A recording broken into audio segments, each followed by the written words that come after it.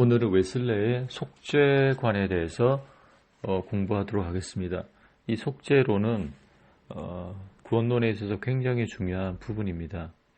첫 번째 서론입니다. 많은 신학자들 사이에서 일반적으로 인정되고 있는 것 중 하나가 뭐냐면 웨슬레는 속죄론을 특별히 다루고 있는 곳이 없다는 것입니다. 그의 설교나 논문, 서신 중에서 속죄론에 대해서 특별하게 다루고 있는 곳이 없다는 것입니다. 왜 그랬을까요? 그게 두 가지 이유가 있을 수 있습니다. 첫 번째는 웨슬레에게서 속죄 문제는 기독교 복음의 전체 문제로 여겼기 때문입니다.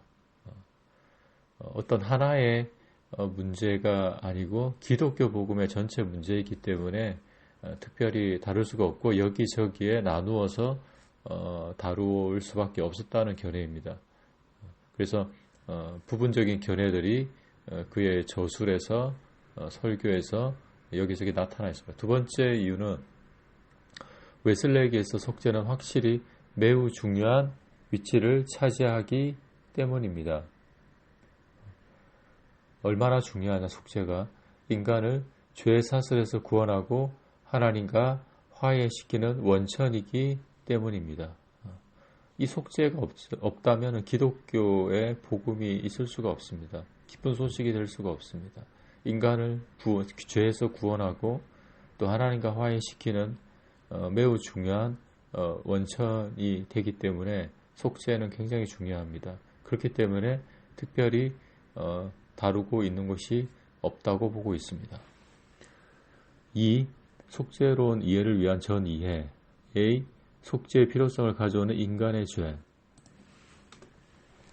그 첫 번째로는 원죄 교리가 있습니다. 왜 속죄가 필요하냐? 그 이유는 인간의 죄 때문이다. 그럼 어떤 죄 때문이냐? 자범죄 때문이냐? 아니면 원죄 때문이냐? 원죄 때문입니다. 아담의 죄가 인류 전체에 영향을 미쳐서 온 인류가 전적으로 타락하고 또 부패하게 됐고 이로 말미암아 모두가 죄인이라는 사실이 바로 원죄 교리입니다. 그 결과 모든 인류는 하나님의 형상을 상실하고 영원한 멸망, 죽음을 면할 수 없게 되었기 때문입니다. 이 원죄 교리는 웨슬레에 따르면 이교와 기독교를 구분하는 최초의 초점입니다. 만약에 이 원죄 교리가 없다면 기독교나 이교나 다를 바가 없다고 얘기한 것이죠. 이 원죄 때문에 그리스도의 속죄의 필요성이 있는 것입니다.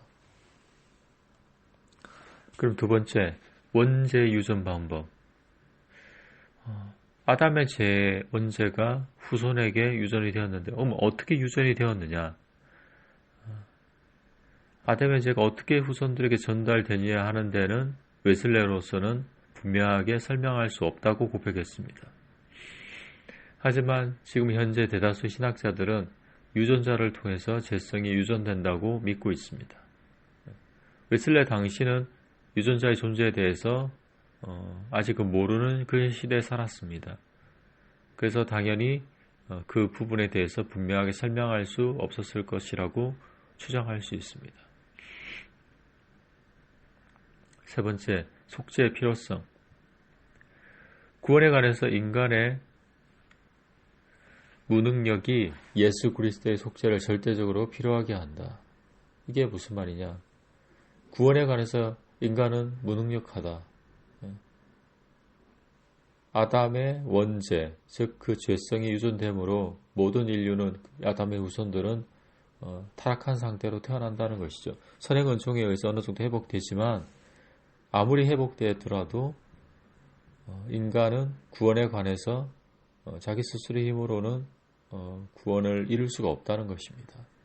자신의 죄 하나도 죄 용서함을 받을 수가 없고 그 다음에 의로움에 도달할 수가 없다는 것입니다. 그러니 구원자를 절대적으로 필요로 하게 됩니다. 즉, 이 죄 때문에 인간은 그리스도의 속죄를 절대적으로 필요로 하게 된다는 말입니다. 속죄의 동기를 일으키는 하나님의 본성. 그러면 왜 굳이 이 속죄라는 것을 우리가 받아야 되는가? 그냥 그렇게 생각해 볼 수 있습니다. 만약에 자녀가 잘못을 했지 않습니까? 우리 보통 많이 목회자들이 설교할 때 하나님과 인간의 관계를 부모와 자식의 관계 많이 비유를 합니다. 그것이 어느 정도는 맞는 비유이지만 그러나 절대적으로 맞는 비유가 아닙니다. 왜냐하면 우리 인간들에게 있어서 만약 자기 자녀가 죄를 지으면 잘못을 하면 실제로 죽이는 부모는 없기 때문이죠. 그것도 영원히 지옥에 몰아넣는 지옥으로 버리는 부모는 아무도 없을 것입니다. 근데 하나님은 그렇게 하시거든요. 그럼 왜 하나님은 그렇게 하실 수밖에 없느냐? 인간적인 생각이 너무 잔인하잖아요. 그래서 하나님의 본성 때문입니다. 그러니까 하나님의 본성은 여러 가지가 있지만 크게 두 가지가 있는데 그것은 하나님의 공의와 사랑의 본성이 있습니다. 속죄는 하나님의 공의와 사랑의 양면의 객관적인 표현이라고 볼 수 있습니다. 첫 번째, 하나님의 공의. 하나님의 공의가 뭐냐? 하나님은 죄 하나도 반드시 멸망에 이르러야 하는 분이십니다. 왜 그럴까요? 그 근본 본성은 하나님의 그 공의로운 본성 혹은 거룩한 본성 때문입니다. 하나님은 공의로운 분이기 때문에 죄를 지어도 반드시 멸망에 이르러야 된다. 하나님의 또한 거룩한 본성 또한 그렇죠. 아담이 에덴 동산에서 하와와 함께 범죄했을 때 하나님은 이렇게 죄를 짓기 전에 이렇게 미리 경고하셨습니다. 선악을 알게 하는 나무의 실과는 먹지 말라. 네가 먹는 날에는 정령 죽으리라. 창세기 2장 17절. 범죄하기 전에 하나님 미리 경고하셨어요. 네가 다른 거 먹어도 되는데 이 선악과를 먹으면 너는 정령 죽을 것이다. 실제로 아담과 하와가 범죄하고 나서 영적으로 하나님과 분리되고 죽는 상태가 되었고 또 그들은 육신의 죽음을 처할 수밖에 없는 운명에 처하게 되었습니다. 죽어서는 영원한 지옥에 갈 수밖에 없는 운명에 처하게 됐던 것이죠. 만약 하나님의 진노하지 않았다면 하나님의 분노는 달래질 필요도 없다. 하나님께서 진노할 수 있음을 부인하는 자는 하나님의 공의도 부인하게 된다. 이게 웨슬레가 했던 말입니다. 하나님은 진노하신다는 얘기죠. 하나님은 인간의 죄, 하나의 죄에 대해서도 분노하시는 것입니다. 그리고 진노하신다는 것이죠. 그래서 이 사실을 만약에 부인한다면 하나님의 공의도 부인하게 되는 것입니다. 하나님의 공의로운 본성이 있기 때문에 인간의 죄 하나에 대해서도 반드시 분노하시고 진노하실 수밖에 없어요. 그 결과로 영원한 멸망, 지옥에 갈 수밖에 없다는 것이죠. 그래서 하나님에 대한 잘못된 이미지가 이 복음주의 교회 또 이 시대 가운데 있습니다. 마치 KFC에 있는 그 인자한 그 할아버지처럼 손자나 자녀가 어떤 죄를 지어도 허허하며 그냥 용서해 줘버리는 그런 하나님으로 생각하고 있습니다.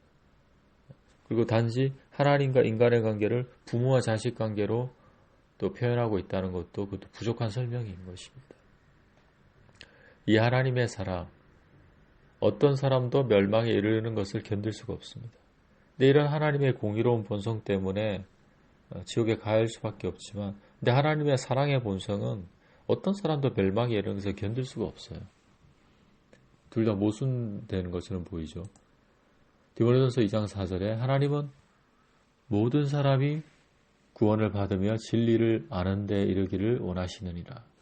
한 사람이 아니라 칼빈의 반대로 소수의 택자만이 아니라 모든 사람이 구원을 받기를 하나님 원하고 계세요. 그게 하나님의 사랑입니다. 하나님 모든 사람을 사랑하시고 영생에 이르기를 원하시기 때문에 사람의 죄를 대신하여 속죄할 대상을 필요로 하게 되는 것입니다. 하나님은 아무리 죄인이라고 할지라도 그리고 하나님의 본성에 의해서 그들을 지옥으로 보낼 수밖에 없지만 또 하나님의 사랑의 본성에 의해서 그 사람을 구원하기를 또 원하세요. 그럼 뭔가 해결책이 필요하겠죠. 하나님의 그 공의와 또 사랑의 그 본성이 서로 갈등을 일으키는데 그 갈등을 해결할 뭔가 누군가를 필요로 하게 된 것이죠. 그게 바로 중보자 대신 희생제물이 되신 예수님이란 말입니다. 세 번째, 하나님의 사랑과 공의, 이것을 바로 거룩한 사랑이라고 합니다. 이 사랑과 공의, 이 공의와 사랑은 분리되는 것이 아니라 하나님의 본성 안에 통일되어 있습니다. 이 공의와 사랑은 서로 마찰을 일으키는 것 같지만 하나님의 본성 안에 분리되어 있지 않고 통일되어 있습니다. 이 본성이 바로 거룩한 사랑입니다. 결국 하나님의 진노라는 것은 거룩한 사랑의 심판의 형태로 나타난 것입니다. 결국 하나님의 본성이 거룩한 사랑에서 속죄가 출발합니다. 그러므로 속죄의 동기를 일으키는 것은 바로 하나님의 거룩한 사랑의 본성입니다. C. 속죄의 유일한 근거인 그리스도의 희생. 1. 칭의와 중생의 유일한 기초. 그리스도의 속죄 사업과 그의 공로에 대한 믿음. 우리가 어떻게 칭의받느냐 혹은 동시에 중생하게 되느냐. 칭의와 중생은 분리할 수가 없어요. 동시적인 사건입니다. 칭의 먼저 받고 그 다음에 중생을 어느 10년 뒤에 받는 것이 아니라 우리는 보통 그렇게 생각하죠. 예수 믿고 교회 다니다가 나중에 한 10년이나 20년 뒤에 거룩하게 되는 사건을 경험하게 되는 잘못된 것입니다. 진짜 처음부터 믿었다면 진짜 처음부터 변화되어야 됩니다. 그것이 바로 칭의와 중생이 동전의 양면이라는 것입니다. 그럼 우리는 어떻게 그럼 칭의와 중생을 받느냐? 예수님의 그 속죄 사업과 그의 공로, 십자가의 공로에 대해서 믿음을 통하여서 우리가 칭의받고 중생 받는 것입니다. 죄사함을 받는 유일한 근거는 그리스도의 십자가의 희생의 공로입니다. 그 사실을 믿음으로 의롭다 칭의 받게 됩니다. 이 중보자로서의 그리스도의 역할, 전 인류를 위한 대표자. 이게 무슨 말이야? 인간의 첫 번째 대표자는 아담이었습니다. 그렇기 때문에 아담의 죄로 인하여서 전 후손들이 영향을 받게 된 것이죠. 원죄가 유전되게 된 것입니다. 그게 하나님의 법칙입니다. 굉장히 이렇게 불공정하고 공의롭지 못하다고 생각할 수 있습니다. 하나님이 어떻게 아담이 죄가 그 후손들에게 전가될 수 있느냐 혹은 그 죄성이 전이될 수 있느냐 굉장히 공의롭지 못한 것 같은데 그게 하나님의 법칙입니다. 아담의 원죄가 유전되듯이 그리스도의 그 의와 공로가 믿음을 통하여서 우리에게 전이된다는 것입니다. 전가된다는 것입니다. 그래서 아담은 죄인의 대표자였고 그리스도는 구원받은 자의 대표자입니다. 그리고 아담의 그 죄의 결과로 하나님의 형상을 모든 인류가 상실하게 되고 죽음의 즉 멸망에 이르게 됩니다. 반대로 그리스도는 하나님의 형상을 회복하셨고 그분을 믿음으로 영생에 이르게 됩니다. 그래서 이 대표자라는 것을 하나님께서 두셨다. 그게 하나님의 법칙이라는 사실입니다. 그게 복음이라는 것이죠. 세 번째, 그리스도가 인류의 대표자, 대속물이 될 수 있는 이유. 그러면 왜 그리스도가 인류의 대표자 또 대속물이 될 수 있는 이유가 뭘까요? 그 이유에는 크게 여러 가지가 있지만 크게 두 가지로 웨슬레는 설명합니다. 첫 번째는 만족설입니다. 그리스도가 하나님께 적절한 만족을 드렸기 때문입니다. 하나님께 적절한 만족을 드렸다. 그리스도의 대속적 희생이 사람에게 유용한 이유는 하나님의 아들이 세상의 모든 죄를 위해 완전한 희생을 드렸기 때문입니다. 즉 하나님의 공의와 사랑을 만족시켰기 때문입니다. 앞에서 얘기한 하나님의 공의는 죄 하나에 대해서도 멸망시킬 수밖에 없습니다. 근데 하나님의 사랑은 어떤 사람도 멸망되는 것을 견디지 못해요.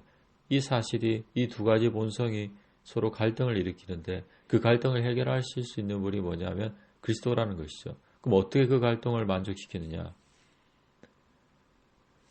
우리의 죄를 대신 희생제물이 되려면, 대속하려면 그 대상은, 그분은, 그 구원자는 죄가 없어야 됩니다. 근데 예수님은 죄를 짓지 않으셨어요. 죄 없이 태어나시고 돌아가실 때까지 죄를 하나도 짓지 않으셨어요. 한마디로 흠없는 제물이 되신 거예요, 예수님께서. 만약에 우리 한 개인이 내가 예수님처럼 온 인류의 구원자가 되겠다면 하나님, 그 사람이 아무리 십자가에 100번을 죽는다 해도 하나님 만족시켜 드릴 수가 없어요. 왜냐하면 하나님의 공의를 만족시켜 드릴 수 없기 때문에. 하지만 예수님은 죄가 없는, 흠없는 또 제물이셨고 또 완전한 희생을 드리셨어요. 그분은 십자가를 피하지 않으셨어요. 십자가에서 끝까지 돌아가셨어요. 그래서 완전한 희생을 드렸기 때문에 하나님의 공의를 만족시키신 것입니다. 두 번째로는 배상설이 있습니다. 이것은 누군가에게 값을 지불했다는 겁니다. 인간이 지은 죄만큼 예수님께서 눈에는 눈, 입에는 입처럼 인간이 지은 모든 죄를 예수님께서 똑같이 그 값을 지불하셨다는 겁니다. 누구에게 지불하셨느냐? 웨슬레는 그 대상에 대해서 정확하게 설명하지 않았지만 이 배상설이라고 하는 것은 하나님께서 마귀에게 값을 지불하셨다는 겁니다.